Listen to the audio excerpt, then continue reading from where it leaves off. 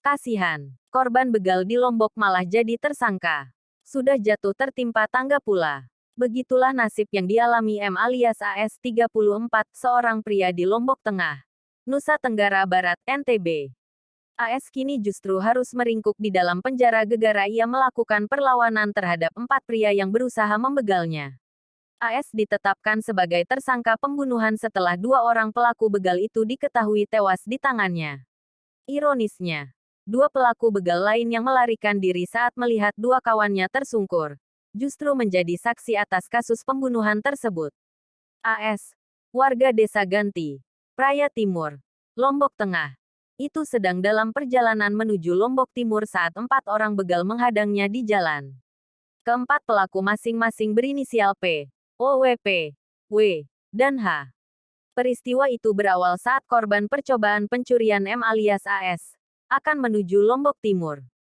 Ketika tiba di TKP, AS dihadang oleh 4 orang pelaku yaitu P dan OWP, bersama 2 rekannya yaitu W dan H, ungkap Wakapolres Lombok Tengah Kompol Ketut Tamiana. Ketika keempat pelaku akan mengambil sepeda motor miliknya, AS berusaha melakukan perlawanan dengan senjata tajam yang dibawanya. Pelaku begal, P dan O yang juga membawa senjata tajam, tewas di tangan AS.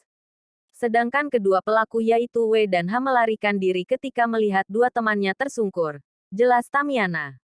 W dan H akhirnya ditangkap polisi dan ditetapkan menjadi tersangka kasus pencurian. Di sisi lain, W dan H juga menjadi saksi atas kasus pembunuhan yang menjerat AS.